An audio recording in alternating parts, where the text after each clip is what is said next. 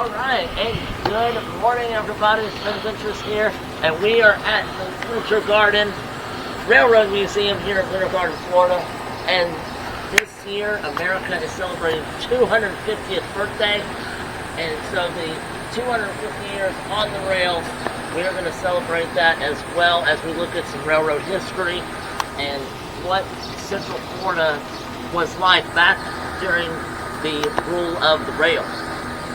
As we celebrate the story of the railroads by the Baltimore and Ohio, trains for the Patriotic locomotives in the bicentennial, today's American tributes railroading in the United States. So let's go ahead and head on into the museum and enjoy some railroad history.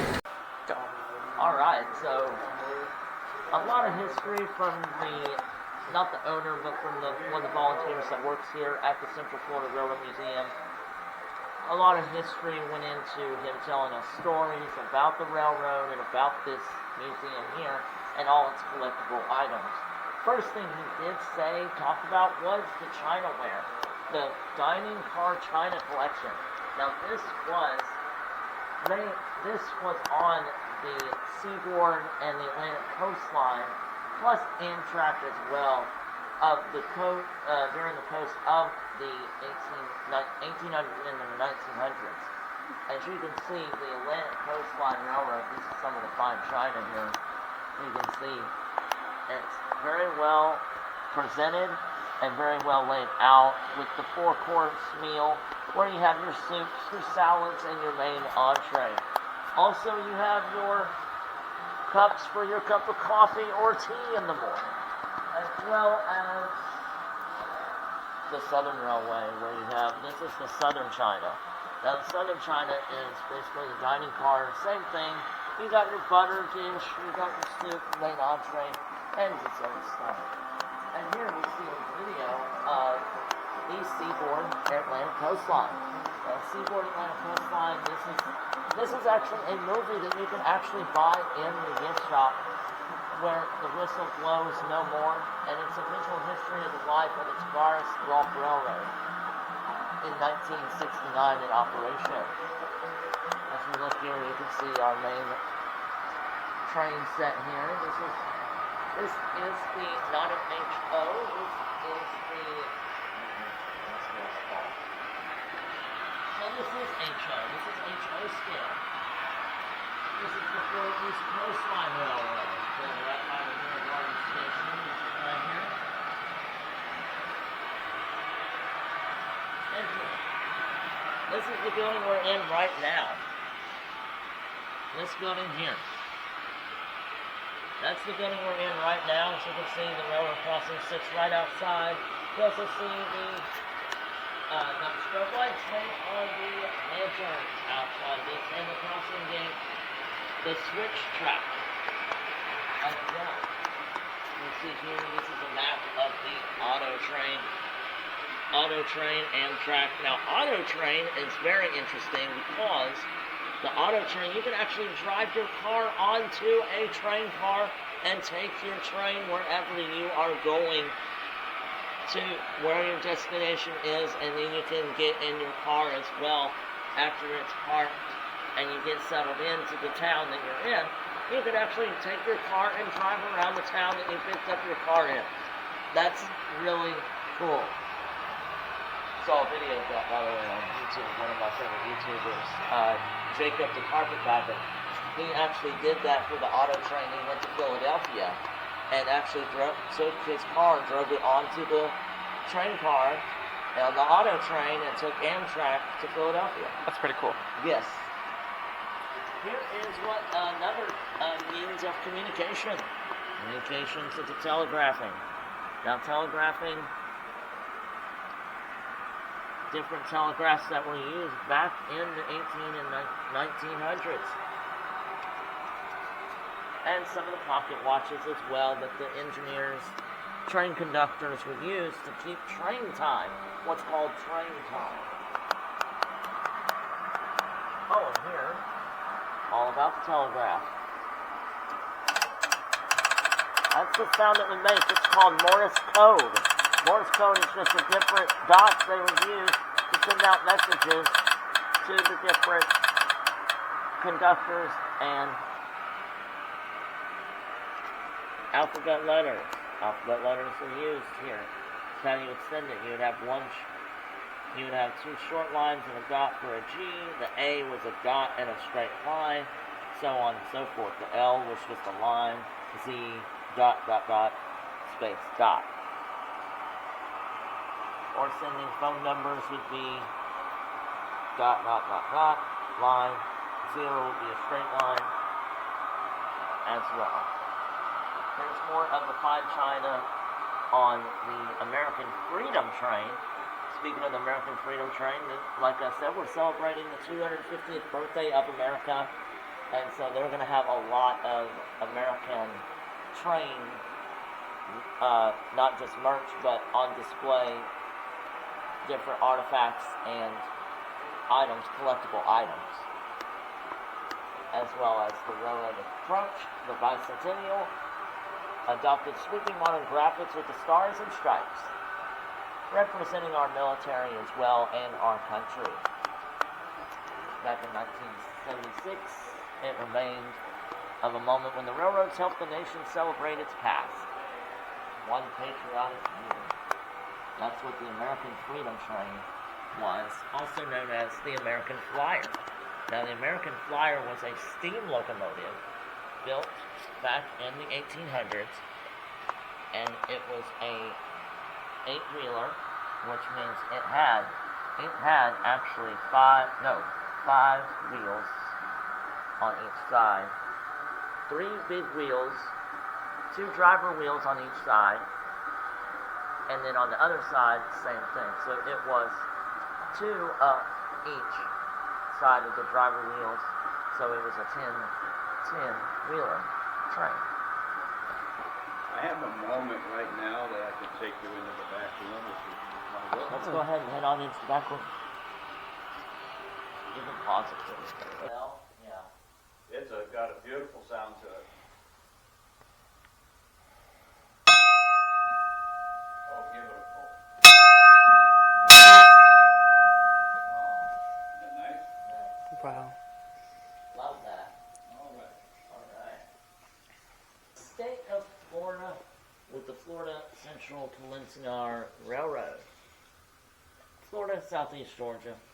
This is some of the routes that the Central Florida took of the railroad. Of course, it does go from here all the way up through the Panhandle as well, and up towards Georgia. Savannah, Mhm. actually.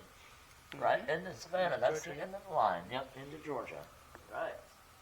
And this is more of a basic map, easier to navigate through.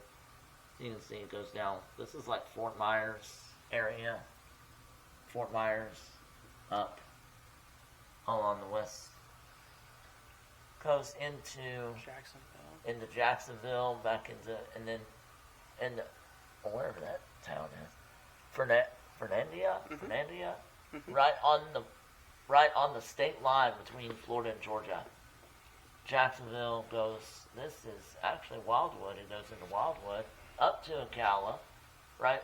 Just runs along I-75 north, and some to the west or east, some to the east, into Lake Opopka and into Orange County, Orlando.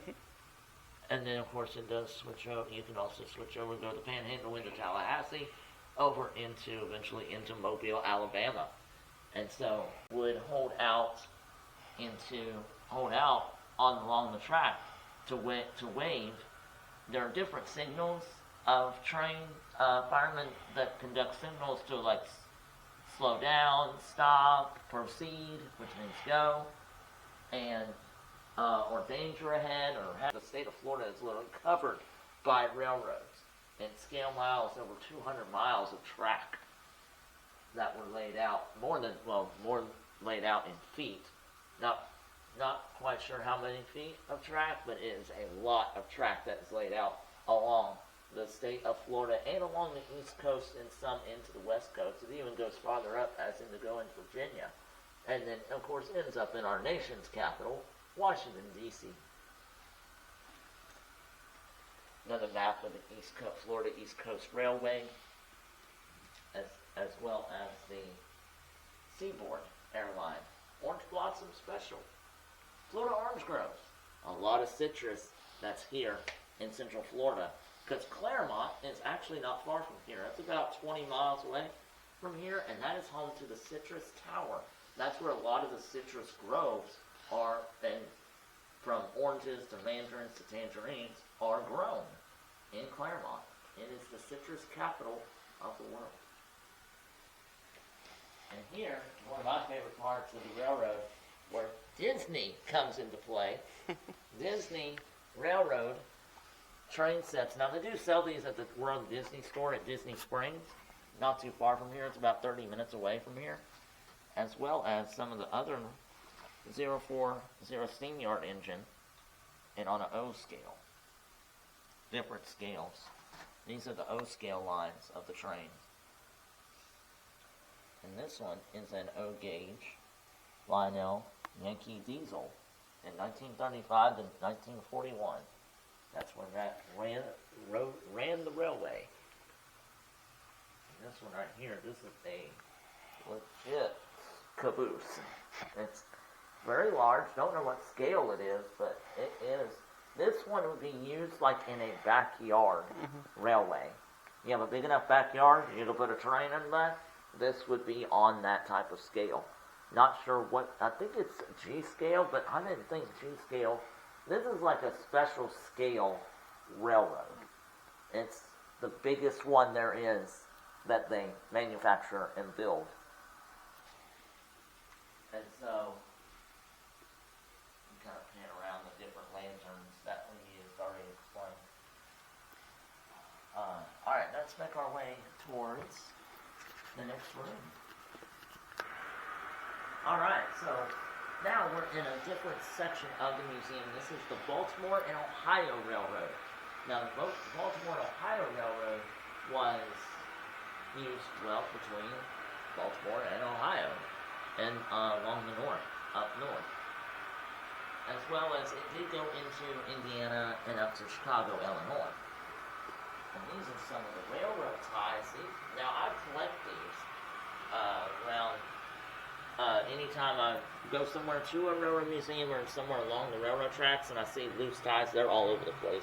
Especially over old tracks that aren't used anymore.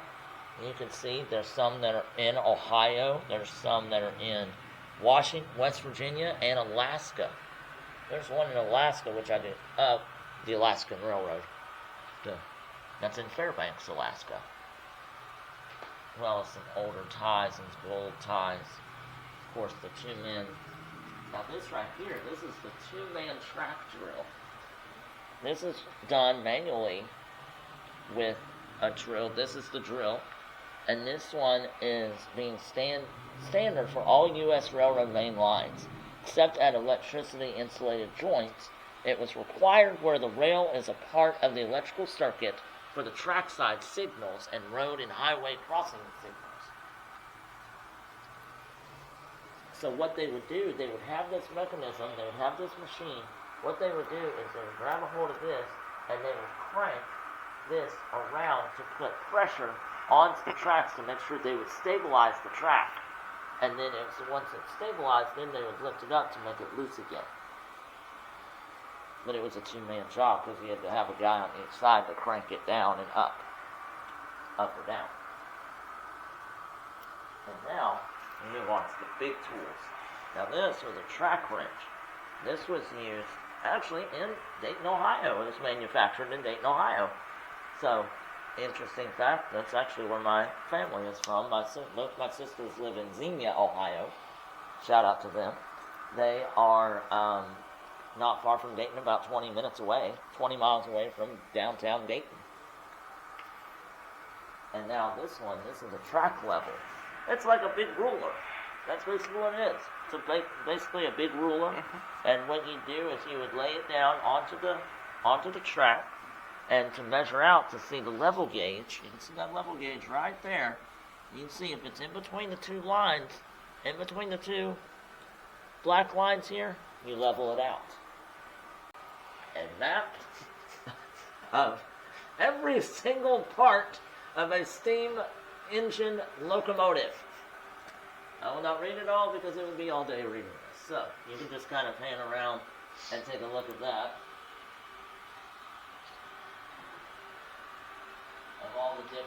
These are all the different parts of the train. Of course, the main part, I'll go over those. Those are like the headlight, the steam valve, pressure gauges are down here. Boiler. The boiler is actually on the end there, towards the cab of the locomotive. Of course, the driving wheels, the front wheels, cow catcher, coupler. That's the bell. I know that one. Yes. I got one. Yay. That is right. Oh, yeah. Little time books. These are train times that they would register. The engineers would register the time the train arrives, the time the train departs at each station in each city or town it goes through.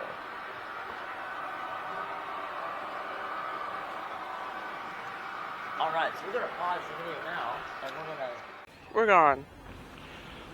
Alright, so we are back. We just finished with lunch and some very good pizza at Spilotto. And now we are here at the Winter Garden Historical Museum. Right over across the way from the depot, the old depot we were just at for the train railroad history.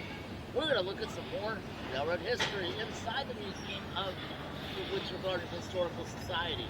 Now, come along and join us. I also am welcoming back my co-host. I forgot to mention, he is back with me now, and eventually you'll see him.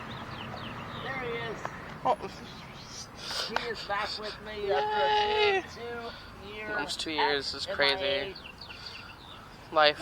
Right, so we are inside of this Winter Garden Historical Society Museum. Not only do they have railroad artifacts, but they also have this really big map. Like I said, we are celebrating this year the 250th birthday of the United States. And here we have a marker where we will sign our names. Florida is pretty much full. I'm going to sign my name where I am actually from. I am originally from the state of Tennessee. And so I will sign my name. And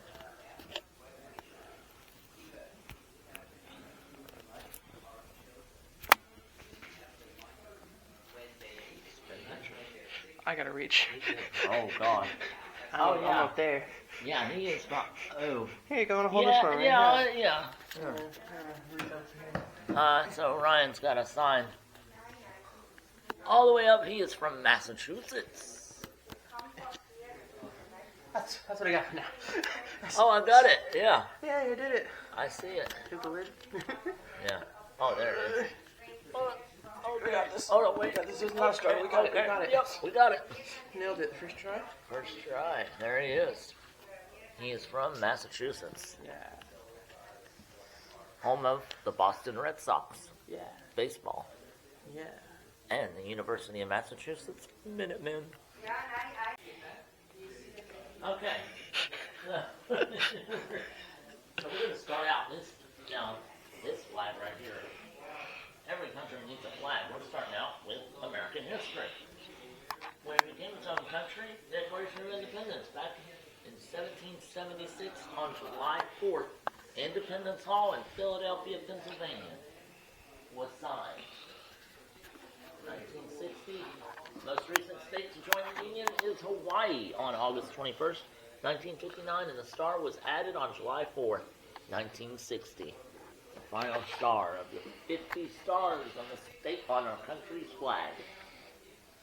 And this one's been tattered and worn and been through a lot. It's 1959. Yes. That makes sense to me. But on July 4th, we'll just kind of go through these briefly. America has changed over the past 250 years. That's the birth date for this year, 1776 to 2026, the year in we are today. Celebrate July 4th itself, and the settlers arrived in West Orange. They celebrated the holidays all different ways. An all-American kids parade, and thousands of children decorated their bikes with patriotic decorations. and rode down the center of Plant Street. Like Here this. in winter, yes. America. Yeah. So, what is the Constitution? The Constitution was a piece of paper that was signed and gave citizens the rights to protect them, like freedom of speech and freedom of religion. The Constitution lists powers of the President and the Supreme Court. The authors of the Constitution make sure to create checks and balances. And today we still go by the rules of the Constitution. Freedom of speech, freedom of religion. Isn't that what we tried to steal in National? It's 1937. This is them right here. They worked tirelessly to educate the African American children despite terrible hardships. In 1938, a year after they arrived, the school building, including books, was destroyed by a storm. It took everything out, and it was flattened. And then, by 1960, black and white children began attending school together, ending segregation. You're bad in school? Oh yes, the Board of Education. Oh boy. And this would be a camera now if we were doing. This is what we're recording on right now. It is. That's the same thing. 1970s 8mm video camera. Same make and model. That's right. Yeah, before the heyday of VHS, huh? All right. Yeah, let's early 20th century. Nice. Those noodles? Those are I think those are shots. That just makes me upset. Those are shots. What? Alright, let's go in the other room. Let's go keep going. Ooh, that's a nice air conditioning unit. Yeah, What? nice air conditioning unit. In Florida, we need it. And yes, we do, because Daughters of the Revolution, Adams, treaty chapter. That's why we have air conditioning. God bless.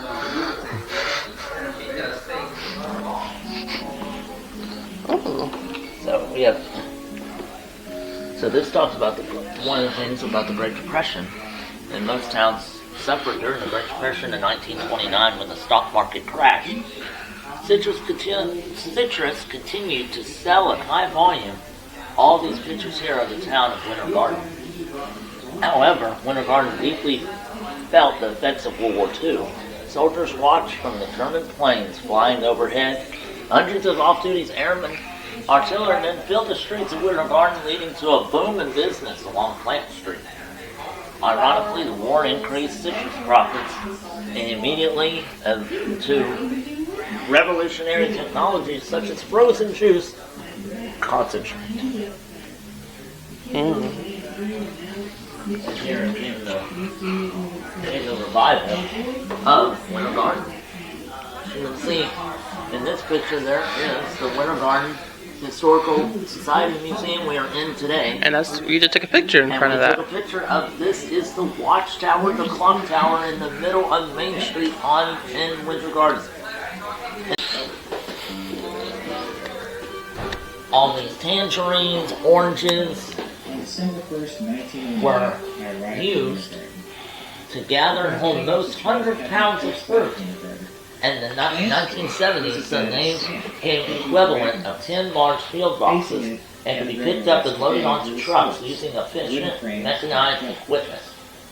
Citrus workers used the device known as a crate jig to construct the wooden crates and ship fruits. My mother came here as a girl of 10 in 1913, and she came from a 100-acre farm that her family had settled. Oh, that window. Up in northeast Georgia. That window.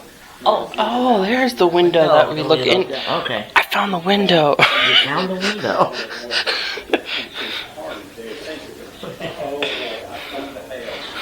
I'm gonna get stopped and getting invited to these spend adventures because I'm too. I don't know. This is great. This is what we need. I'm boring. This is fun. What is that? Yeah. What is that? The cash register? This is a cash register. It closed in 2009, but it was in 1926. Built in 1926. This was used in the supermarket located on Gym Theater building on South Main Street. The structure rose in 1916, and the Man and Mill dry goods store with Lafayette Apartments occupying the second floor. Who has that much money? Please tell me. Who has that much? Do you have that much? Oh, I don't think I've ever seen that much. That's crazy. that's my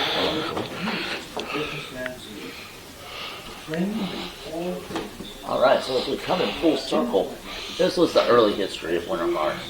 And thousands of years, Lake Apopka supported communities one now Winter Garden.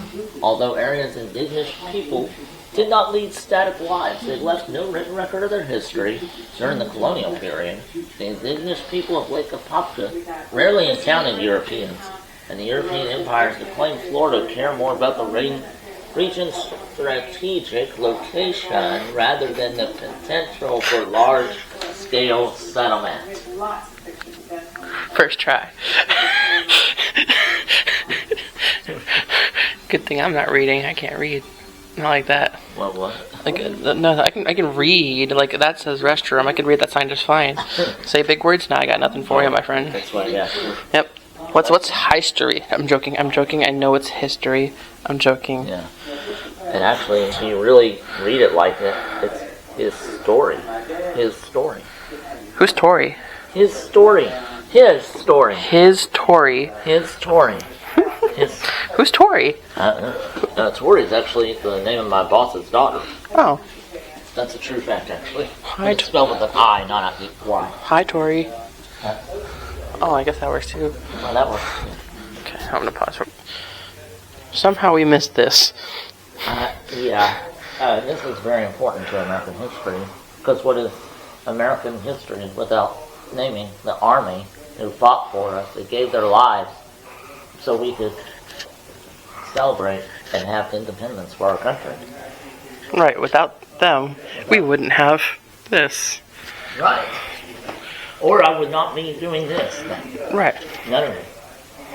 So the story behind the United States, the story of people who served in its defense.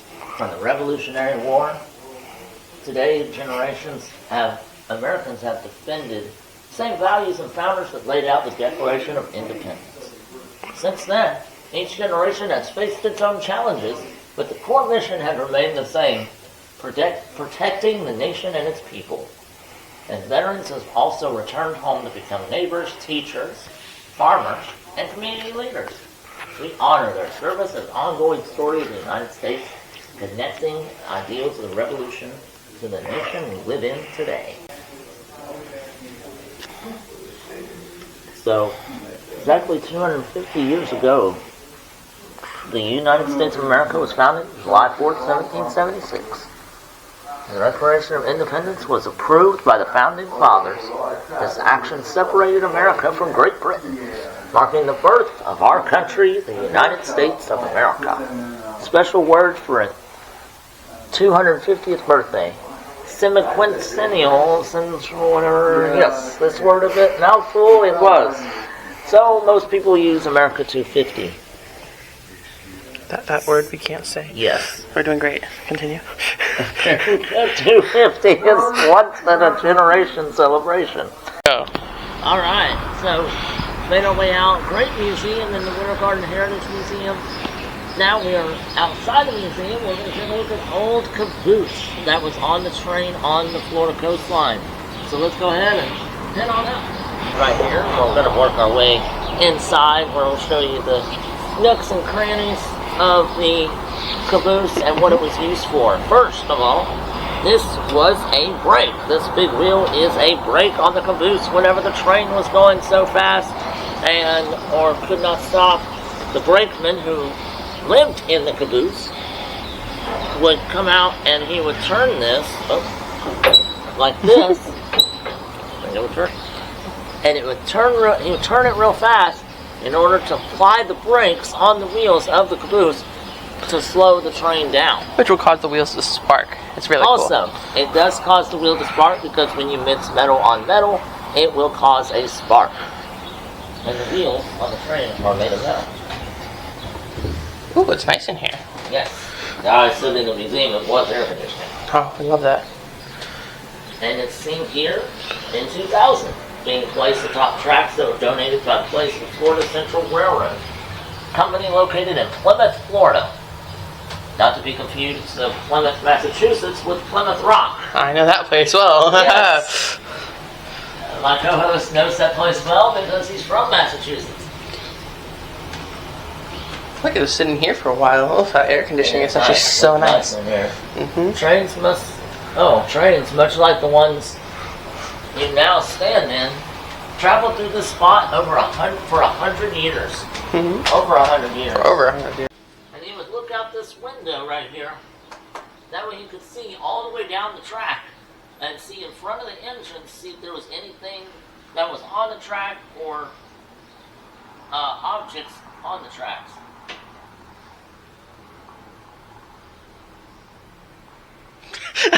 My brain, don't mind me. Okay. Sorry, we had a malfunction.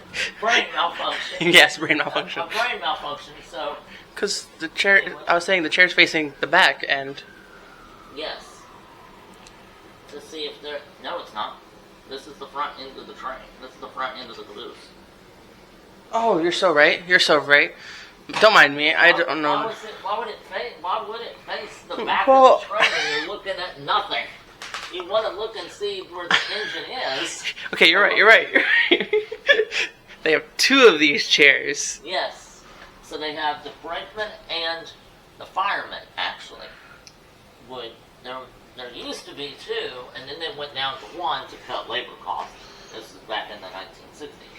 So, they had the front, so as I'm looking now, I'm actually looking at traffic, and not at a train. And it would also be going through town. We'll see if there was anything hazardous or objects on the rails. And they would alert and go on a walkie. The brakeman would go on a walkie to radio the engineer and the driver of the train to let them know, hey, slow down, there's something on the track. Mm-hmm. And the engineer would pull the brake lever down to slow the train down. Now, if it was like an animal or a car stuck on the track, he would have to grind it to a halt, to a stop. And so that's what this is for. And all right, and good afternoon, everybody. We are here at the Citrus Tower, continuing this spin venture, along with my co-host Ryan, who's back, and just finished off in Winter Garden at the Railroad Museum and the Winter Garden Historical Society Museum. Now we may come all the way over here to the Citrus Tower to try the orange cream latte. I have tried it before, but I'm waiting on him, my good friend Ryan, to try it for the first time. See what he thinks about it. We're in trouble. I'm probably going to buy like 3 more before we leave. Alright, cheers. Yeah, that's it.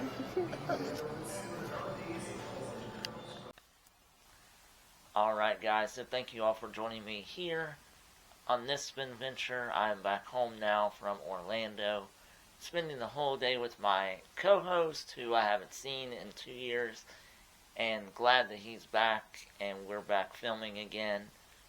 This was our first video back in 2 years since we filmed. The last thing we filmed, I can't even remember. I think we were somewhere in Orlando, and I think it was actually Disney Springs was the last video that we did together. And so I'm so glad that he's back working with me and everything. Had a great time today going through the Railroad Museum and learning the history of the railroad from the Florida Gulf Coast to the Atlantic coastline and all the different equipment that was used on the railroad, and then from there going over to the Winter Garden History Museum and learning about the citrus fruits and how they're grown in the nearby town of Claremont and the groves, and then moving on to the Seminole Wars and a lot of American history, talking about the 250th birthday of America this year. And it's going to be celebrated, of course, on our Independence Day, which is July 4th. And so that one, I'm definitely going to be making a video of that on that day as well. So look out for that in the next month in July. Don't forget to subscribe to Spin Ventures. Drop a like on this video. Leave comments down below. Any other places that I could visit along with my co-host Ryan. Any other place? Let me know. And we will see you all on the next Spin Venture.